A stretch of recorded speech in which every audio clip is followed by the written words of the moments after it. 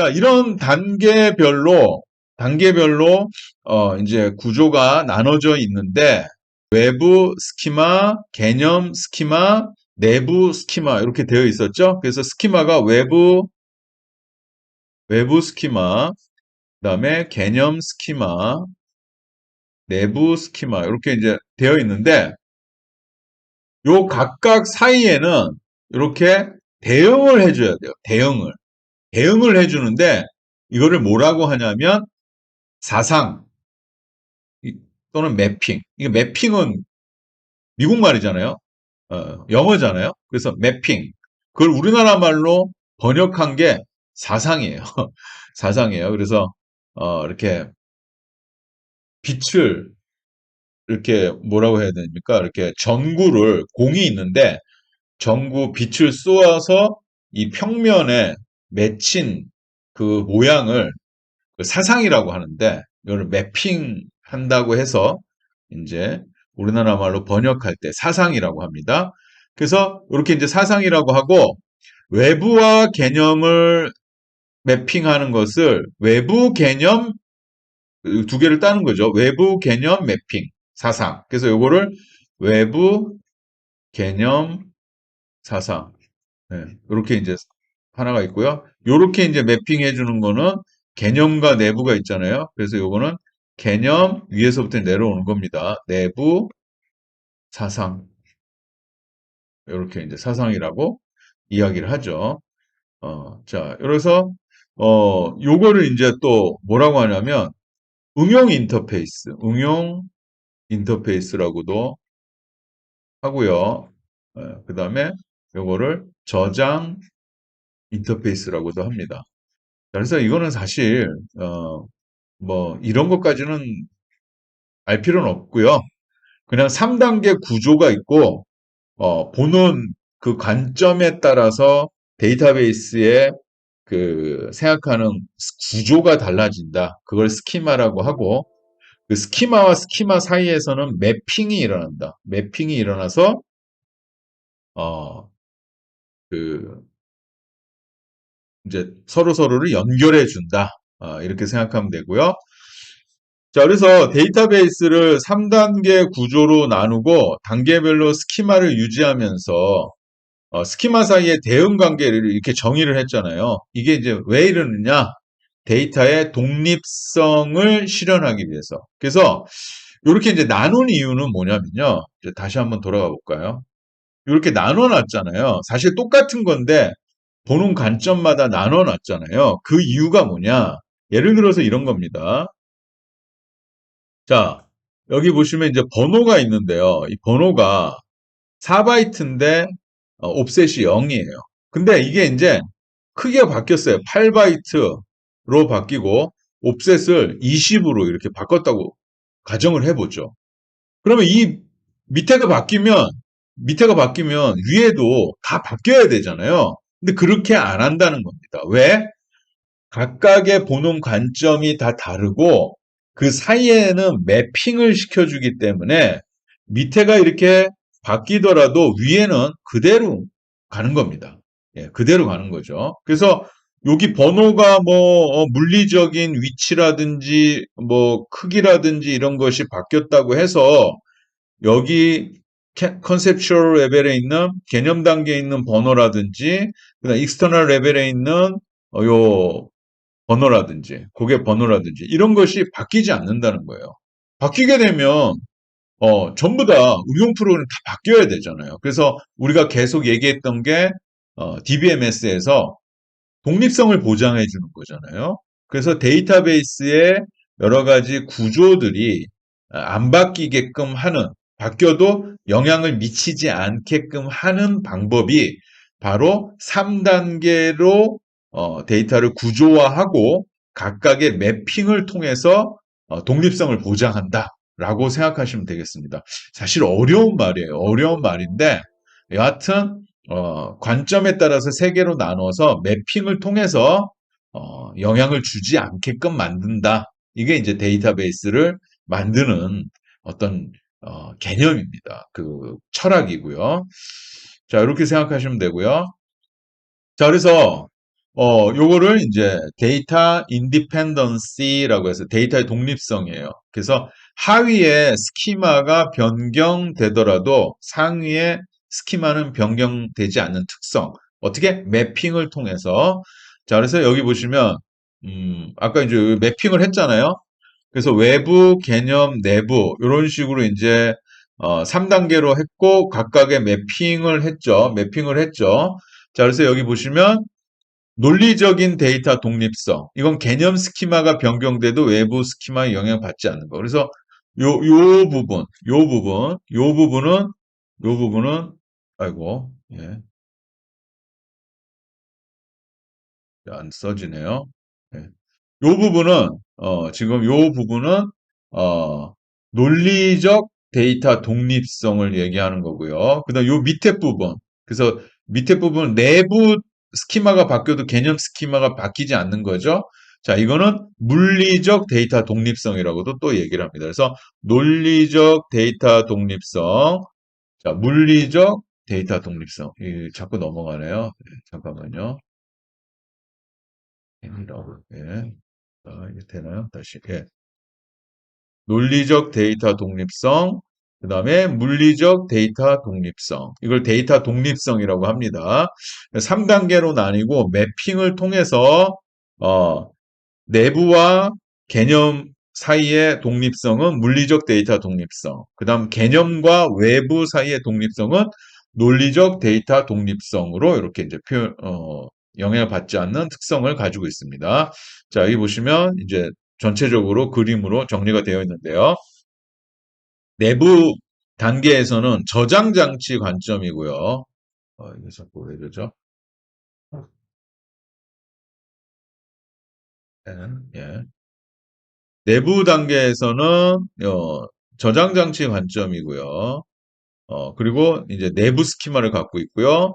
그 다음에 개념 단계에서는 조직 관점이고요. 개념 스키마를 갖고 있고요. 외부 단계에서는 사용자, 응용 프로그램 관점이고요. 외부 스키마를 여러 개 가질 수 있다고 그랬어요. 서브 스키마라고도 하고. 그리고 이제 각각은 매핑을 통해서, 잘, 자, 각각은 매핑을 통해서, 이렇게 이제 정리가 되는데, 요 매핑, 여기에 매핑 사상이라고 했었죠. 그래서 요거를 외부 개념 사상. 그래서 위에 거 외부, 밑에 거 개념 사상. 그리고 밑에는 개념 내부 사상이라고 하고 여기는 논리적 데이터 독립성을 이룩하고 있고요. 밑에는 물리적 데이터 독립성을 가지고 있다. 이렇게 이제 생각하시면 되겠습니다. 그래서 요 개념들을 정의와 개념들을 여러분이 잘 아셔야 돼요. 그래서 이제 문제가 이런 식으로 많이 나와요. 개념 스키마와 외부 스키마 사이에 매핑은 어떤 식으로 이루어지느냐. 그리고 어떤 독립성을 어, 그, 추구하느냐. 뭐 이런 식으로 나오기 때문에 요 명칭을 잘 아셔야 됩니다. 자, 그 다음에 이제 또 다른 개념이 나오는데 데이터 사전, 데이터 딕셔너리라고 나오는데요.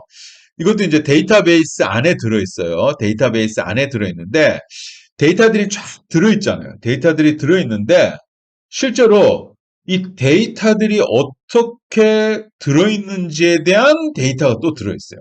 이거를 데이터의 데이터에 대한 데이터라고 하는데 그래서 이거를 뭐라 그러냐면 메타데이터라고 해요. 메타데이터. 메타라는 뜻은 어, 뛰어넘는, 아우르는, 통합된 뭐 이런 뜻이거든요. 그래서 데이터를 표현하는 데이터. 그러니까 예를 들면 학번, 이름, 나이 이런 게 들어있는데 학번은 어떤 식으로 들어있고 나이는 어떤 식으로 들어있고 그 데이터를 설명하는 데이터가 또 있어요. 그 데이터를 메타데이터라고 하고 이걸 뭐라고 하느냐? 이거를 시스템 카탈로그라고 합니다. 시스템 카탈로그. 그래서 시스템 카탈로그라고 되어 있고 또 안에 뭐 스키마 구조, 그다음 사상하는 방법, 그다음에 뭐 제약 조건 등등등 굉장히 많은 것들이 들어있어요. 그래서 실제 여기 이제 이렇게 그림을 그려보면 여기 실제 이게 이제 DB인데 데이터베이스인데 이 안에 예를 들어서 학생 정보가 이렇게 들어있어요. 학생 정보가 이렇게 들어있는데 이거 실제 데이터예요. 근데 이 학생 정보를 저장하고 관리하기 위한 어떤 데이터들이 또 많이 이렇게 많이 막 들어있어요. 이런 데이터들이 들어있어요. 그래서 이제 이 데이터들을 이용해서 데이터베이스가 관리가 되는 거죠. 이런 것들을 뭐라고 하느냐? 시스템 카탈로그, 메타데이터라고 합니다. 그래서 데이터에 데이터가 들어있다. 그다음에 또 뭐 데이터 디렉터리, 뭐 디렉토리는 여러분 잘 알고 있죠. 그래서 우리 하드디스크에 C 밑에 뭐 어쩌고저쩌고 디렉토리 쫙 들어있잖아요. 그런 거랑 똑같습니다. 그래서 데이터의 디렉토리. 그래서 데이터에 들어있는 데이터에 실제로 접근하는데 필요한 위치 정보를 저장하는 시스템 데이터베이스. 그래서 이런 것들은 데이터 디렉터리, 뭐 시스템 카탈로그 이런 것들은 DBMS가 쓰는 거지 우리는 상관없어요. 그냥 이런 것들이 있다라는 것만 알아두세요. 그래서 이런 것들이 들어있고 실제 이제 우리가 쓰는 것은 사용자 데이터베이스죠. 그래서 뭐 학생 데이터, 뭐 사원 데이터, 고객 데이터 이런 것들. 그래서 그런 것들 집어넣으면 거기에 부수적인 데이터들이 쫙 만들어지고 그다음에 DBMS를 운영하기 위한 여러 가지 데이터들이 만들어지는데 그건 시스템 데이터고 시스템 카탈로그, 뭐 메타데이터라고도 하고 그런 것들은 이제 우리랑 상관없는데 시스템을 운영하기 위한 데이터들이 또 들어있다라고 이해를 하시면 되겠습니다. 자, 그래서 다시 좀 앞으로 돌아가 볼게요. 우리가 이제 여기 데이터베이스 시스템을 공부를 하는데 우리가 지난번 시간에 요 데이터베이스 관리 시스템을 공부를 했고요. 데이터베이스에서 공부를 했어요. 그래서 데이터베이스가 3단계 관점으로 이렇게 되어 있고 매핑을 통해서 독립성을 보장하고 이 안에 사용자 데이터베이스뿐만 아니라 이 시스템을 관리하기 위한 여러 가지 데이터들이 들어있다. 그 시스템 카탈로그, 메타데이터라고 이제 얘기를 하고요. 요 요 사용자에 대해서 이제 좀 얘기를 하면 사용자도 종류가 여러 종류가 있습니다. 사용자도 종류가 여러 종류가 있어요. 그 데이터베이스를 이용하기 위해서 접근하는 사람이 크게 이제 세 부류로 이렇게 나눠지는데 실제로 데이터베이스를 관리하는 사람, 관리자예요, 관리자. 그래서 관리하는 사람. 이 사람은 굉장히 많은 것들을 알고 있어야 되겠죠. 그래서 관리자들이 이렇게 이제 있고요. 우리 대학에도 이 데이터베이스 관리자가 계세요. 그리고 이제 여기 보면 일반 사용자. 그래서 데이터베이스를 접근해서 데이터를 조작하는 사람. 그리고 실제로 응용 프로그래머로 해서 데이터 언어를 가지고 응용 프로그램을 만드는 사람. 그래서 사실은 이렇게 이제 구분을 해놨지만 실제로 이제 요 최종 사용자와 응용 프로그래머는 뭐 거의 비슷하고요. 그래서 이제 뭐 우리 대학을 예로 들면 이렇게 이제 DBMS가 있고요. DBMS가 있고 여기에 이제 데이터베이스가 이렇게 달려 있어요. 달려 있고 여기에 이제 예를 들어서 성적 처리하는 프로그램 있죠. 성적 처리 프로그램. 성적 처리 성적 처리하는 프로그램이 있다고. 그래서 이제 점수 확인하고 막 이러잖아요. 그렇게 이제 구조가 되어 있는데 실제로 요 DBMS를 관리하는 사람이 데이터베이스 관리죠. 요 사람이에요. 요거. 요 사람이 이렇게 관리를 합니다. 우리 대학에도 한 분이 계시고요. 그 다음에 요거를 또 요 DBMS를 관리하는 사람도 있고요. 데이터베이스를 관리하는 사람도 있고요. 그 다음에 요게 직접 이렇게 접근해 가지고 데이터를 뽑아 오기도 해요. 이거 이제 일반 사용자. 그 다음에 이제 요 성적 처리 프로그램을 만드는 사람. 그래서 응용 프로그래머. 이런 식으로 구별을 해 놨어요. 그래서 뭐, 큰 뭐, 그거는 아니고 중요한 개념은 아니고요. 이런 사용자들도 데이터베이스를 이용하는 이 사용자들도 어떤 일을 하느냐에 따라서 구분을 할 수 있다 정도만 이해를 하시면 될 것 같습니다. 그래서 이제 쭉 나와요. 그래서 데이터베이스 관리자는 데이터베이스를 관리하는 사람이고요. 최종 사용자는 데이터를 조작하는 사람, 응용 프로그램은 프로그램을 작성해서 데이터베이스를 통해서 프로그램에 데이터를 주고받는 사람. 그래서 이 최종 사용자나 응용 프로그램 뭐 비슷한데 응용 프로그래머가 최종 사용자고 최종 사용자는 또 그냥 SQL만 던져서 응용 프로그램을 만들지 않고 SQL만 던져서 받아올 수도 있기 때문에 조금은 다른데 뭐 하여튼 이렇게 이제 구별이 되어진다라고 생각하시면 됩니다.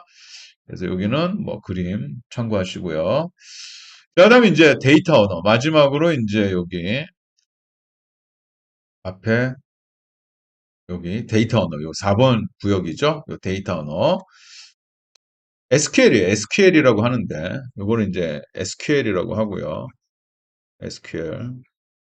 예. SQL이라고 하는데 종류가 세 가지예요.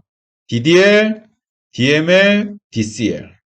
그래서 이게 시험에 자주 나옵니다. 다 데이터 언어의 종류가 아닌 것은. 그리고 뭐 예를 들어서 정의를 얘기하고 이것이 무엇은 언어인가 이렇게 나오죠. 자, 데이터 정의어 DDL은 스키마를 정의하는 거나 수정 삭제, 구조를 이렇게 정의하는 것을 데이터 정의어 DDL, 데이터 디스크립션 랭귀지의 약자예요. 데이터 디스크립션 랭귀지. 자, 그다음에 데이터 조작어는 데이터를 집어넣고 수정하고 검색하고 이런 것들 DML, 데이터 Manipulation Language의 약자 DML이라고 하고요.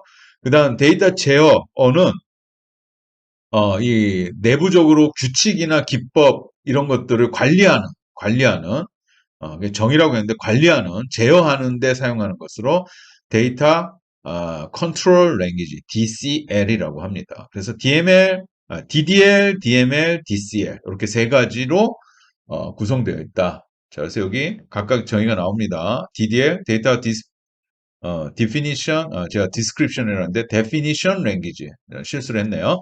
그래서 스키마 정의야, 수정, 삭제하는 거. 그 다음 DML, 데이터 manipulation language. 그래서 이제 DML이라는 게 있고요. 그 다음에 마지막으로 DCL이라는 게 있습니다. 데이터 컨트롤 랭귀지. 자, 그래서 이런 식으로 있어요. 그래서 그냥 이 종류만 알아두면 돼요. 그래서 크게 이것도 중요한 내용은 아닙니다. 자, 그다음 이제 아까 말한 것처럼 우리가 공부했던 데이터베이스 관리 시스템. 이건 소프트웨어죠. 예, 소프트웨어고 데이터베이스 관리와 사용자의 데이터 처리 요구를 수행하는 거고 안에 이제 구성 요소가 있는데 이게 이제 사용자가 SQL을 던져요. 언어를 통해서 데이터베이스 관리 시스템 명령을 내립니다. 그럼 그 명령을 처리해야 되잖아요. 그 명령을 처리하는 게 지리 처리기라고 있습니다. 그래서 쿼리 프로세서가 들어있고요. 그 다음에 저장 데이터를 관리하는 그 스토어드 데이터 매니저가 있습니다. 그래서 이것도 그냥 뭐 그 또 시스템마다 다르기 때문에 요 정도만 이제 주요한 일을 하고 있다라고 생각을 하시면 되겠습니다. 자, 그래서 여기 보시면 자, 여기 있죠. 이제 이 각각 사람마다 SQL 그 언어를 가지고 명령을 내릴 겁니다. 그러면 이런 명령어를 해석하는 컴파일러라는 게 있어요. 그래서 DDL, DML 뭐 이런 것들을 이제 컴파일 하고요. 그 다음에 이제 뭐 이런 것들 관리하고 트랜잭션이라고 또 일을 쪼개서 관리를 하는데 이런 여러 가지 일들을 지리 처리기가 하고 있고요. 그 다음에 또 저장이 되어 있기 때문에 저장 데이터 관리자가 이렇게 들어 있어서 전체적인 시스템을 구성을 하고 있습니다. 그래서 이렇게 이제 구조가 되어 있다는 정도만 여러분 기억하시면 되겠습니다. 사실 제일 걱정되는 게 이제 저도 이제 데이터베이스를 이제 처음 공부를 했던 때가 굉장히 오래됐지만 기억을 합니다. 그래서 처음에 정말 헷갈리더라고요. 이게 무슨 말이지 도대체? 왜 이걸 맨 처음에 하지? 그런데 어쩔 수 없어요. 왜냐하면 뒤에 있는 내용들을 공부를 하기 위해서 이제 전체적인 개념을 이렇게 이제 얘기를 하거든요. 그런데 이 개념은 되게 추상적인 거라서 되게 함축된 내용들이 들어있기 때문에 되게 어려워요. 그래서 사실 나중에 제가 이제 또 그 어떤 문제 풀이를 좀 하면서 여러분 알려드릴 건데 대부분 이제 이런 개념에 대해서만 이렇게 좀만 이해를 하면 크게 이제 어렵진 않을 것 같습니다. 그래서 여러분 이런 개념 위주로 공부를 하시고요. 그래도 오늘 했던 것 중에 이제 중요한 거 꼭 기억해야 되는 것들은 어, 바로 요겁니다. 3단계 구조. 3단계 구조. 이거는 무조건 중요합니다. 그래서 3단계 구조는 꼭 기억을 하셔야 돼요. 그래서 다른 것들은 그냥 글쎄요. 여기 요 정도? 그래서 여기 보시면 데이터 언어의 세 종류, DML, DCL, DDL. 그래서 DDL, DML, DCL. 요거는 이제 좀 가끔 그 국가고시에도 나오는 문제고요.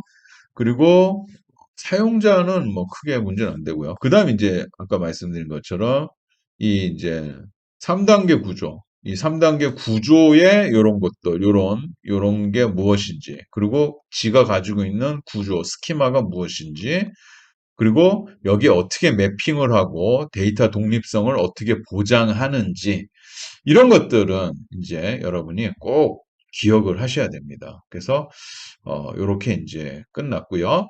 그래서 이제 여기까지가 이 전반적인 개론이에요.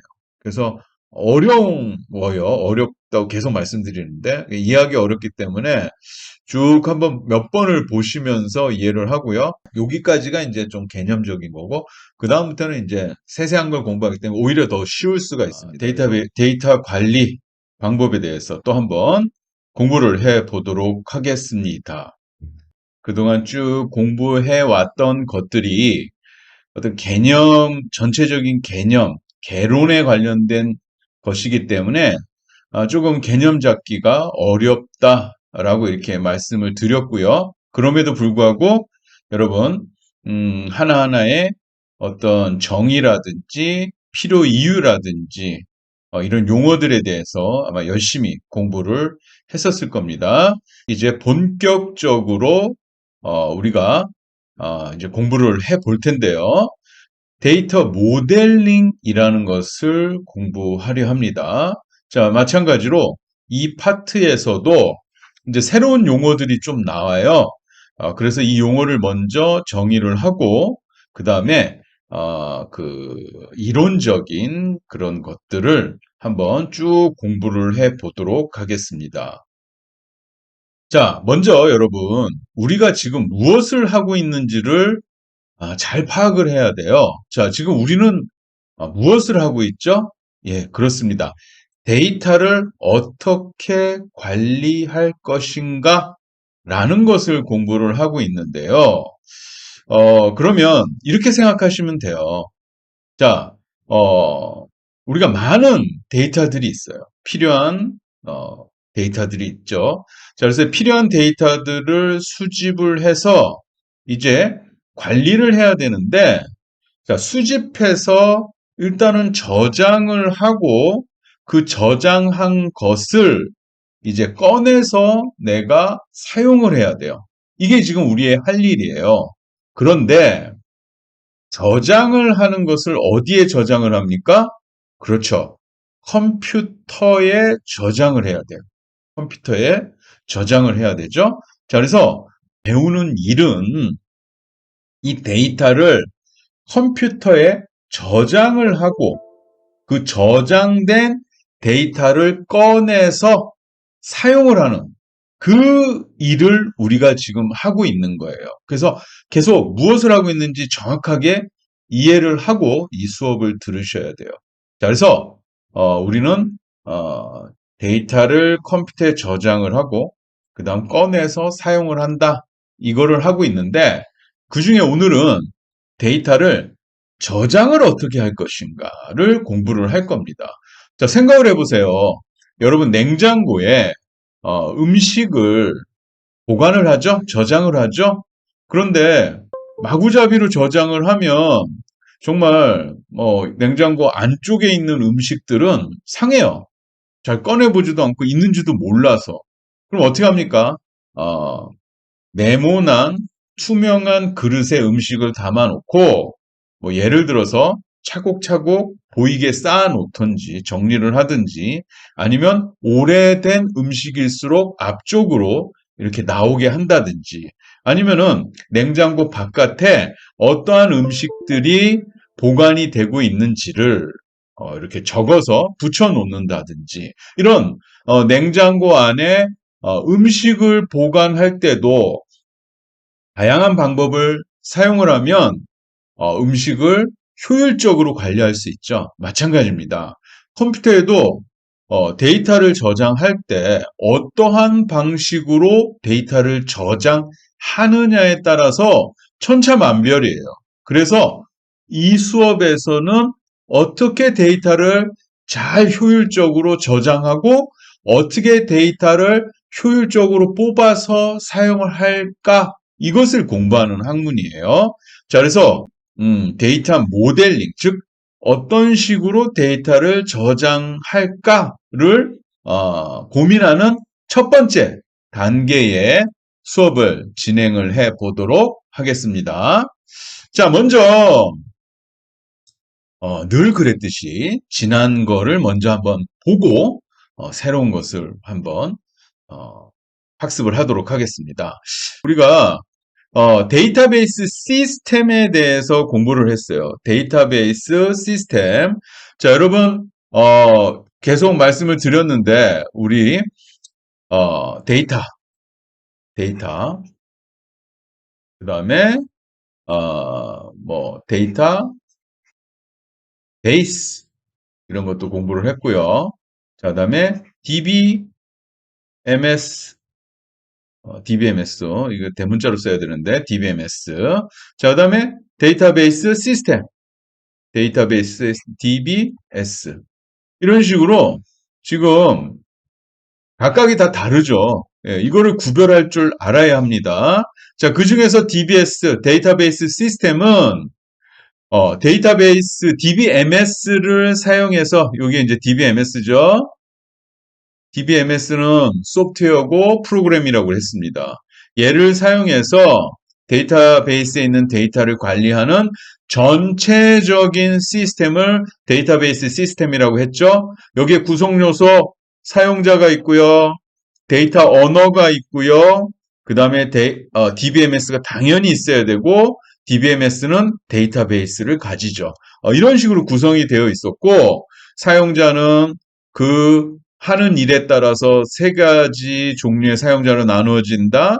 그리고 데이터 언어는 이제 나중에 우리가 공부할 건데 본격적으로 이걸 SQL이라고 하는데 SQL은 데이터 정의어, 데이터 describe language. 그래서 DDL, 그 다음에 데이터 조작어, 데이터 manipulation language, DML, 데이터 제어, 데이터 control language, DCL 이런 식으로 해서 SQL도 있다고 얘기를 했고, 그 다음에 이제 DBMS는 우리가 2주차에서 되게 이제 공부를 열심히 했고요. 그리고 이제, 지난 시간에 가장 핵심인 데이터베이스가 3단계 구조로 되어 있다. 자, 보는 관점에 따라서 3단계로 나누어지는데, 자, 외부 단계, 개념 단계, 내부 단계. 이렇게 구성이 되어 있고 각각의 구조가 외부 스키마, 개념 스키마, 내부 스키마 그리고 각각이 매핑되어 있다. 그래가지고 데이터의 독립성을 보장한다. 이런 것들을 공부를 했었어요. 자, 그래서 이제 이런 데이터베이스 시스템, DBMS 이런 시스템들을 자 이제 전체적인 그 개념들을 공부를 했고 이제 오늘은 본격적으로 이제 데이터 모델링을 공부를 할 겁니다. 데이터 모델링. 자, 그래서 이 데이터 모델링이 무엇이냐? 모델링 하면 ing가 붙으니까 어떤 행위를 얘기하는 거죠. 그러면 데이터 모델이라는 게 있을 겁니다. 그래서 먼저 첫 번째로 데이터 모델이 무엇인지 이제 우리가 공부를 할 겁니다. 그리고 이 모델링을 할 거예요. 모델링을. 자, 그래서 데이터 모델링을 하는데 이 데이터 모델링을 할 때 단계가 있어요. 단계가 있는데, 자, 뭐 책에서는 2단계로 되어 있고요. 뭐 일반적인 다른 책에는 3단계까지도 이렇게 얘기를 하고 있습니다. 자, 그래서 개념적 데이터 모델을 가지고 하는 개념적 데이터 모델링. 이게 1단계예요. 1단계. 그래서 개념적 데이터 모델링, 개념적 모델링. 자, 그다음에 2단계인 논리적 데이터 모델을 가지고 하는 논리적 데이터 모델링. 이거를 공부를 할 겁니다. 그 중에서 이번 학습에서는 개념적 데이터 모델을 공부를 할 거예요. 그래서 그 중에 대표적인 게 개체관계 모델이라는 건데, 이런 개체관계 모델의 개념들을 공부를 하고 이 모델을 이용해서 개체관계 다이어그램을 그리는 일을 할 겁니다. 이번 장에서요.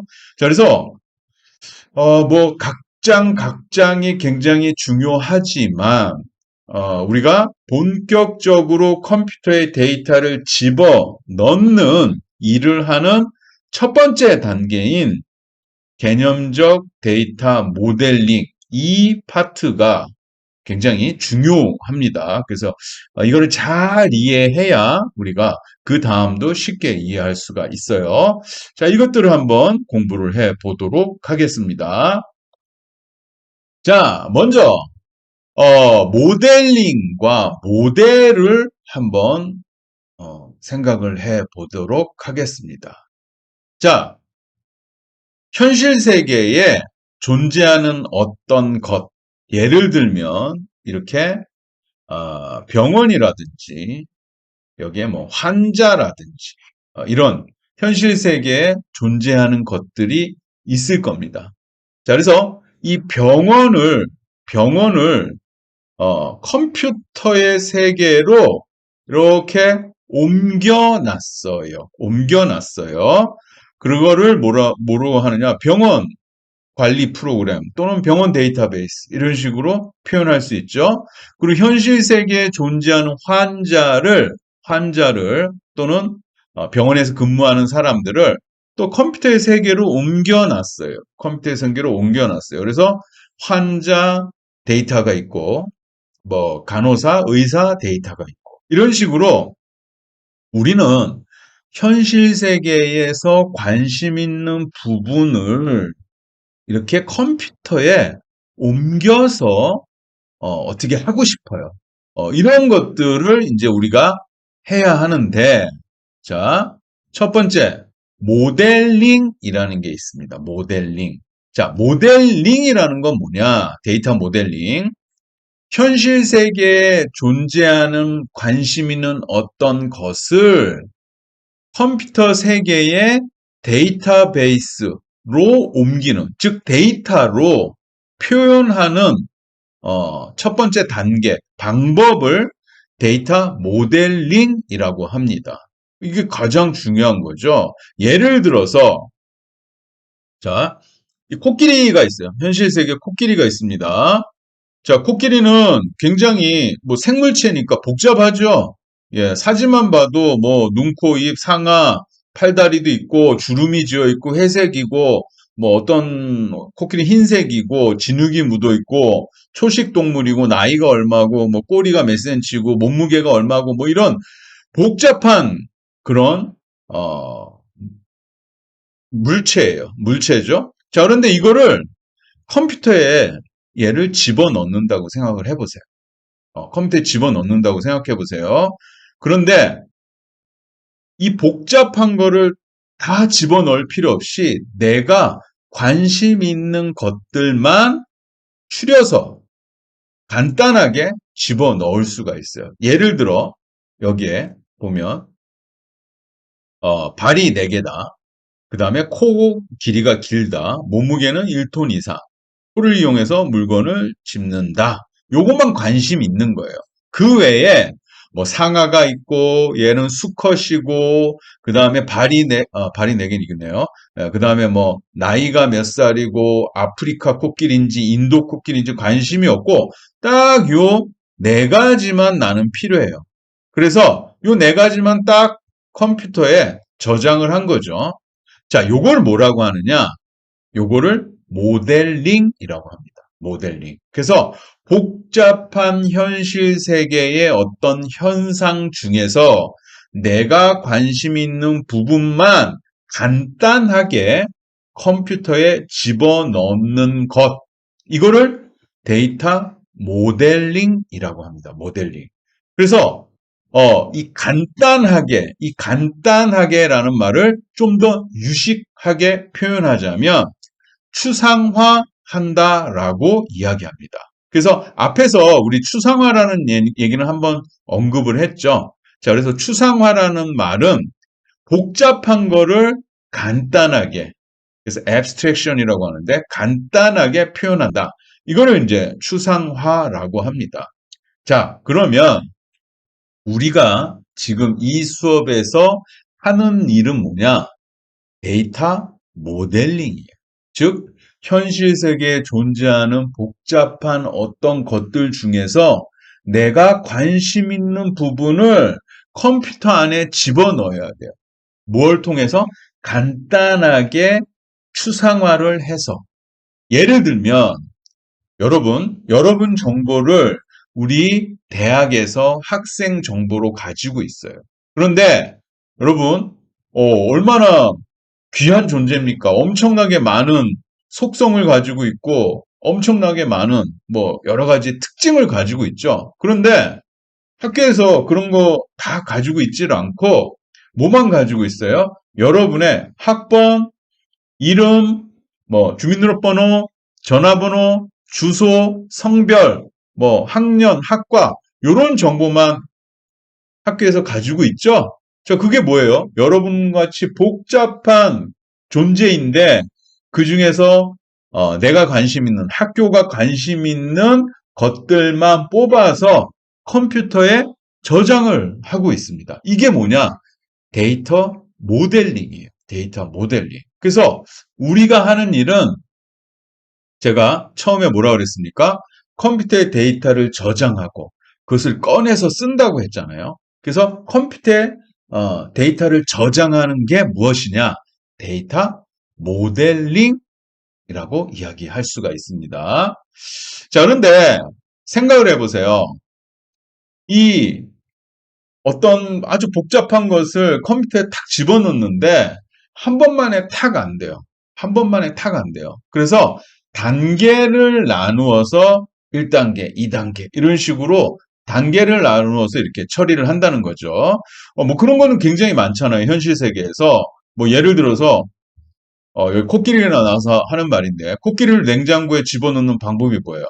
문을 열고 코끼리를 집어넣고 문을 닫아야 되겠죠? 3단계죠? 예, 그런 것처럼 모든 일들은 한 번에 처리하는 게 아니라 단계가 있는 거죠. 예를 들면 집을 짓는 때도 집을 먼저 땅을 골라야 되고 뼈대를 세우고 벽을 만들고 안에 내장을 넣잖아요. 그런 것처럼 몇 단계를 거쳐서 집을 짓듯이 컴퓨터에 데이터를 집어넣을 때, 모델링을 할 때 단계가 있는데 이 책에서는 2단계라고 얘기를 했고요.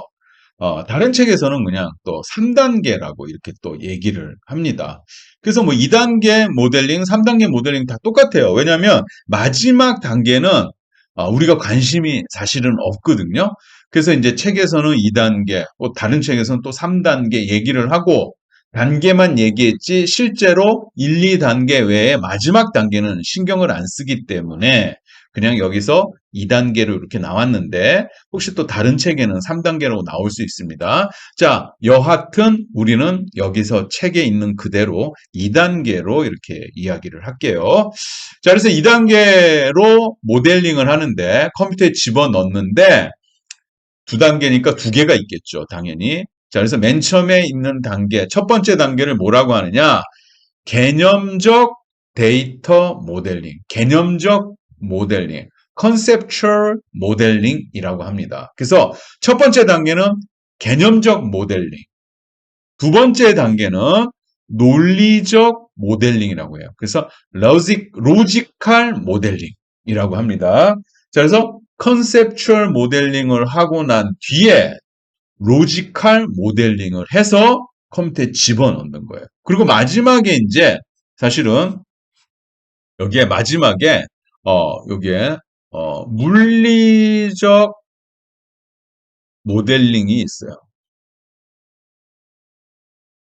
그래서 이거는 피지컬 모델링이라고 하는데 이것도 뭐 이야기하는 책도 있고 여기서는 이야기를 안 했어요. 왜냐하면 이건 우리가 관심이 없어요. 자, 그래서 우리가 해야 할 일은 첫 번째로 개념적 데이터 모델링을 하고요. 그 다음에 두 번째 논리적 데이터 모델링을 하고 나오면 이제 딱 나오는 결과물이 있는데 그 결과물을 DBMS에 이렇게 집어넣으면 물리적 모델링은 DBMS가 알아서 합니다. 이런 이제 단계로 되어 있어요. 자, 그래서 여기 보시면 현실 세계에 존재하는 실제 실세계의 현상을 개념적 모델링을 통해서 개념 세계로 매핑을 하고요. 그 다음에 다시 논리적 모델링을 통해서 컴퓨터의 세계로 만들어주는 겁니다. 이런 식으로 2단계로 하고 있다. 요거를 이제 여러분 이해하시면 됩니다. 자, 그래서 그러면 이런 모델링을 하는데 그럼 어떻게 하느냐? 어떻게 하느냐? 모델링은 이제 방법이 있겠죠. 모델링을 하는 방법이 있겠죠. 자, 이 모델링 방법을 제공하는 도구가 있어요. 모델링은 이 방법을 써서 해라는 그런 어떤 규칙, 규범, 도구라고 얘기할 수 있는데 그걸 뭐라고 하느냐? 그거를 뭐라고 하느냐? 데이터 모델이라고 합니다. 데이터 모델. 데이터 모델. 그래서 모델링을 하기 위한 어떤 그 도구가 있고 그 도구를 통해서 하게 되면 그 결과가 나옵니다. 그래서 이 모델링에는 모델을 보고 그 모델에 따라서 어쩌고 저쩌고 일을 하면 결과물이 나온다는 거죠. 당연히 2단계 모델링이 있기 때문에 각각의 모델링에서는 각 모델을 사용하겠죠. 자, 그래서 개념적 모델링을 할 때는 개념적 모델을 씁니다. 그 다음에 논리적 모델링을 할 때는 논리적 모델을 쓰는 거죠. 도구를 쓰는 거죠. 자, 그래서 개념적 모델은 현실 세계에 존재하는 것을 개념적 모델을 가지고 모델링을 합니다. 자, 그때 사용되는 모델이 뭐냐? 개체 관계 모델이에요. 개체 관계. 그래서 얘를 개체, entity, 그 다음에 관계, relation. 그래서 이거를 뭐라고 하냐면 entity relation 모델 해서 ER 모델이라고 합니다. ER 모델이라고 해요. ER 모델. entity와 relation으로 표현을 해요. 그래서 현실 세계에 존재하는 어떤 현상을 내가 바로 컴퓨터에 못 집어넣고 한번 거치는데 ER 모델을 사용해서 개체와 관계로 표현을 합니다. 그게 개념적 모델링입니다. 자, 그래서 그때 사용하는 게 ER 모델. 그러면 모델은 여러 가지가 종류가 있겠죠? 방법은 여러 가지가 있는데 그 중에 가장 많이 사용하는 거는 ER 모델이에요. ER 모델을 가지고 모델링을 합니다.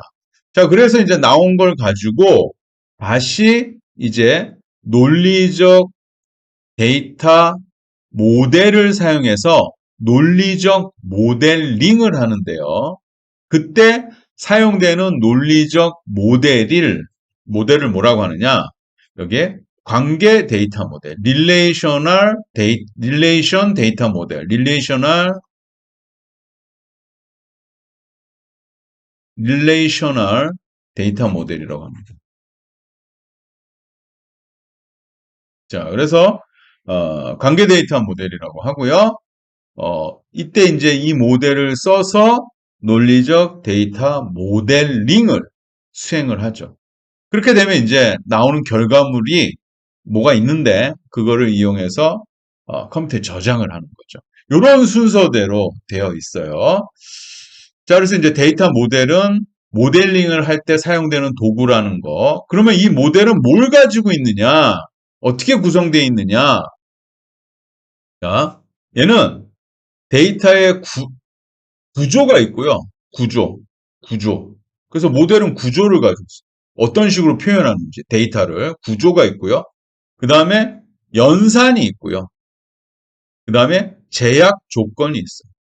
제약 조건. 이 세 가지로 구성되어 있어요. 그래서 모델의 구성 요소는 구조가 있고요. 당연히 구조가 있고요. 그 다음에 연산이 있고, 그 다음에 제약 조건이 있어요. 자, 구조는 뭐냐? 개념적 데이터 모델에서의 구조는 개념적 구조예요. 굉장히 말장난 같지만 개념적 구조예요. 그럼 논리적 데이터 모델에서 논리적 구조겠죠? 예, 그래서 정확하게 이제 아주 깊숙하게 이제 말하면 개념적 데이터 모델에서의 구조는 엔티티와 릴레이션. 그 다음에 논리적 데이터 모델에서의 구조는 릴레이션이에요. 릴레이션. 자, 이거는 나중에 다시 한번 설명을 해볼게요. 그 다음에 이제 연산이 있는데, 이런 것들을 이제 처리하는 연산들이 있어요. 연산이 있고, 그 다음 제약 조건이라고 해서 데이터의 무결성, 데이터가 완벽하게 문제가 없게끔 만들어주는 제약 조건들이 있어요. 이런 것들을 우리가 공부를 할 거예요. 그러면 모델을 몇 개 공부한다 그랬죠? 두 개를 공부해야 되죠? 개념적 모델, 컨셉슈얼 모델이랑 논리적 모델, 로지컬 모델 두 개를 공부를 해야 되잖아요. 그래서 그 각각의 모델을 공부를 할 겁니다. 자, 그래서 이렇게 보시면 데이터 모델이 있는데 이 데이터 모델이 데이터 구조, 연산, 제약 조건으로 구성되어 있다. 이거를 이제 여러분이 기억을 하시면 되겠습니다.